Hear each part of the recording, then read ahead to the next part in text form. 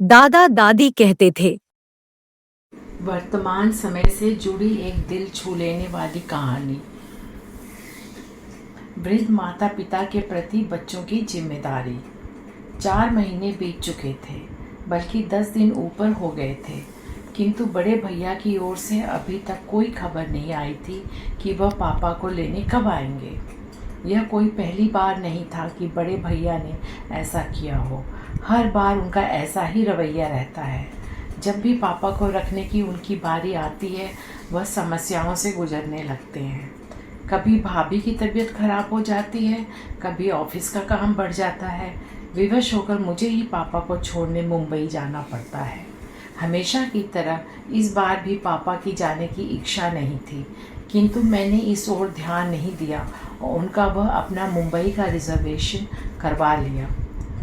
Delhi Mumbai Rajdhani express अपने time पर थी। सेकंड एसी की निचली बर्थ पर पापा को बैठाकर सामने की बर्थ पर मैं भी बैठ गया। कुछ ही देर में ट्रेन चल पड़ी।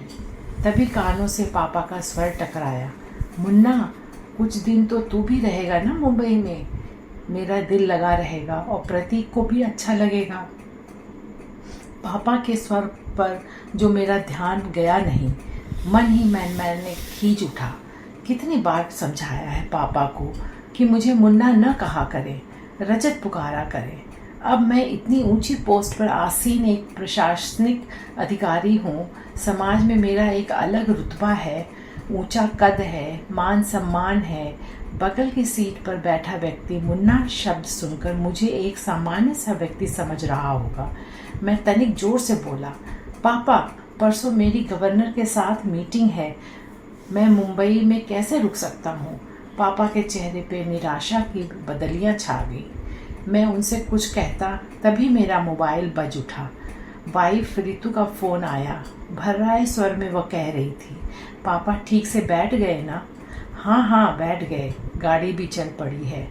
देखो, पापा का ख्याल रखना, रात में मेडिसिन दे देना, भाभी को भी सब अच्छी तरह समझा कर आना। पापा को वहाँ कोई तकलीफ़ नहीं होनी चाहिए। नहीं होगी। मैंने फ़ोन काट दिया।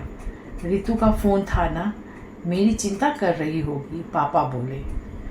रात में खाना खाकर पापा सो गए। थोड़ी देर में गाड़ी कोटा स्टेशन पर रुकी और यात्रियों के शोरगुल से हड़कंप सा मच गया। तभी कंपार्टमेंट का दरवाज़ा खोलकर जो व्यक्ति अंदर आया, उसे देख मुझे बेहद आश्चर्य हुआ। मैं तो सोच भी नहीं सकता था कि रमाशंकर से इस तरह ट्रेन में मुलाकात होगी। एक समय रमाशंकर मेरा पड़ोसी और सहपाठी था।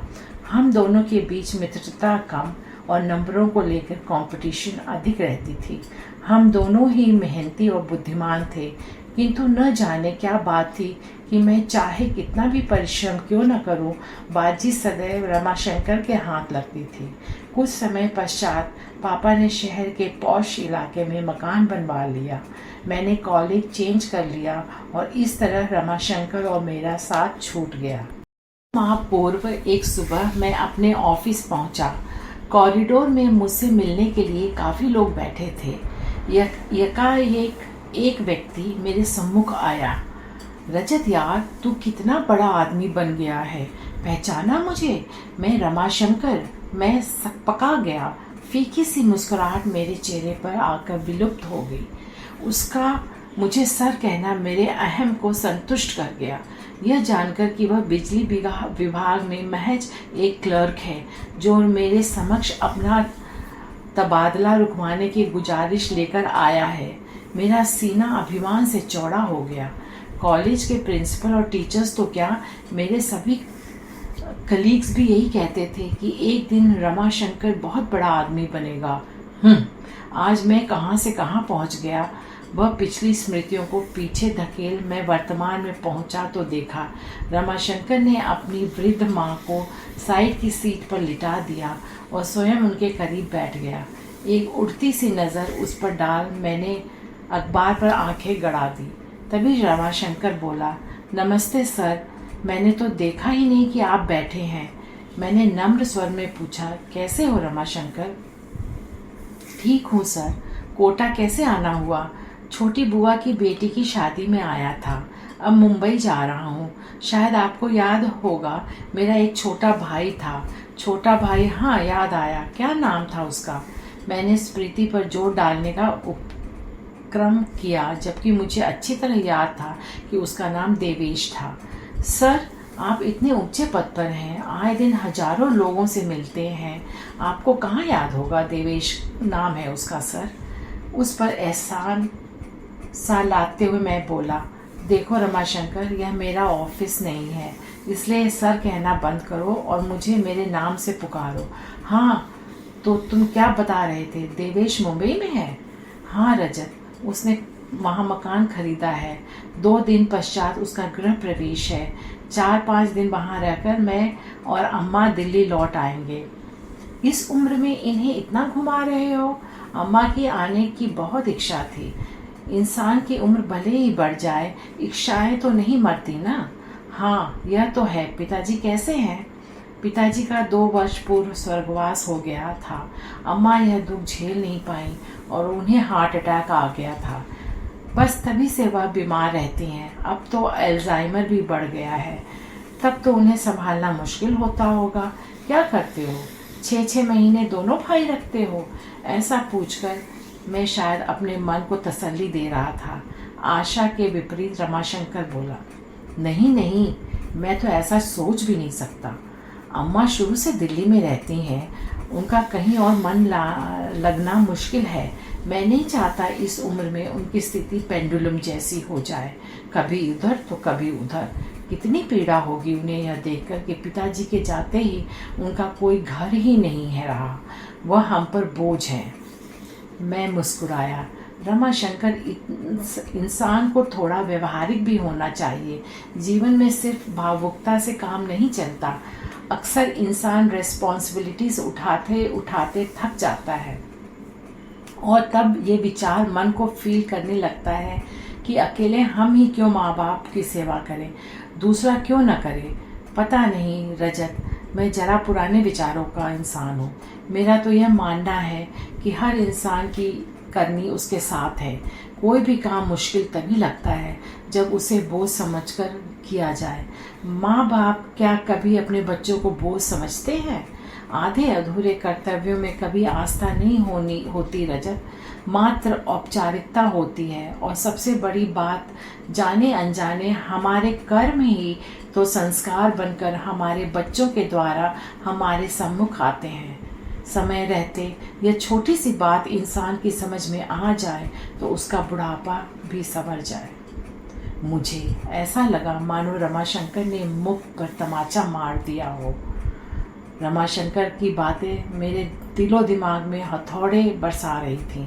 इतने वर्षों से संचित किया हुआ अभिमान पल भर में चूर चूर हो गया था।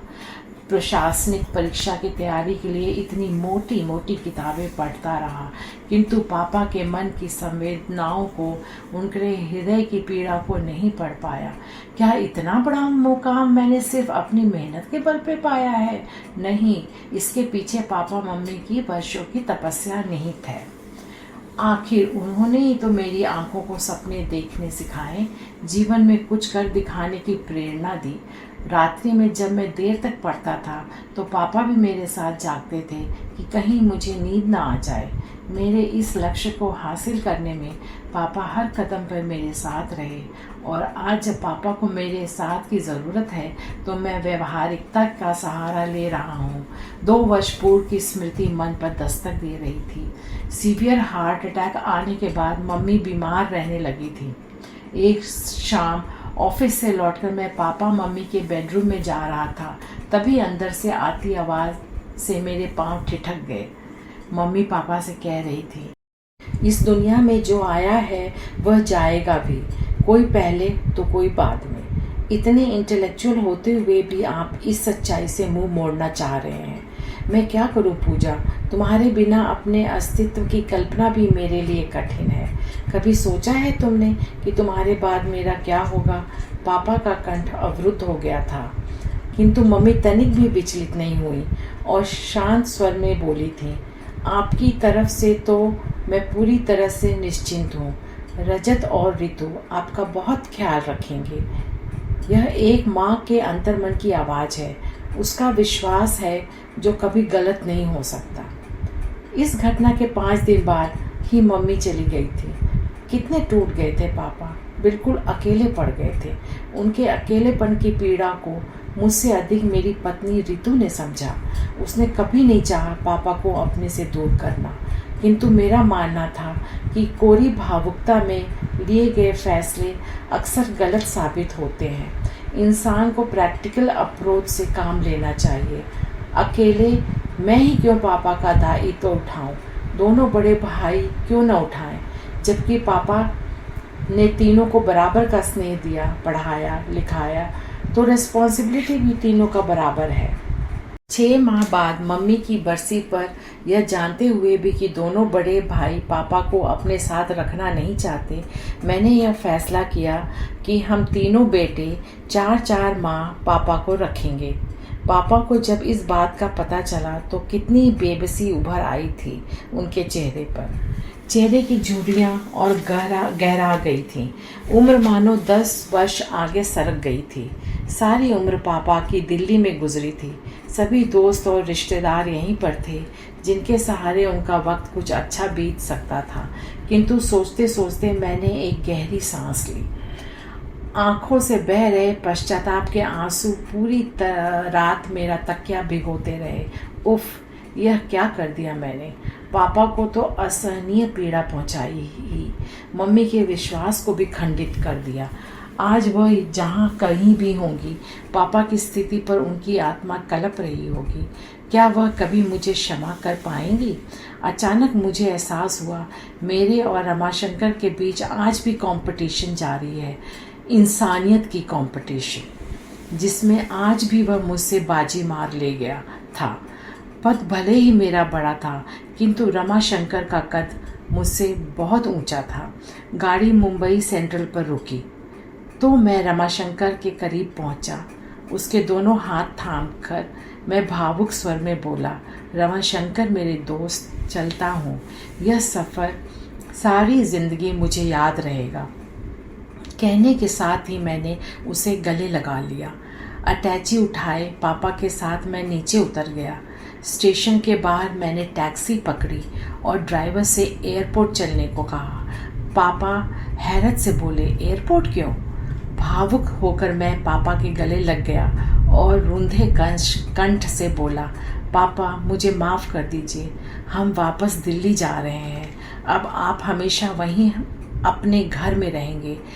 पापा की आंखें नम हो उठीं और चेहरा खुशी से खिल उठा। कुछ पल के लिए उन्होंने अपनी आंखें बंद कर लीं, फिर चेहरा उठाकर आकाश की ओर देखा। मुझे ऐसा लगा मानो वह मम्मी से कह रहे हों, देर से ही सही, तुम्हारा विश्वास सही निकला। अगर आपको यह जानकारी पसंद आई हो तो आप यह जानकारी अन्य सभी लोगों तक पहुंचाइए। इस चैनल को लाइक, सब्सक्राइब और शेयर करना न भूलें। मिलेंगे हर बुधवार।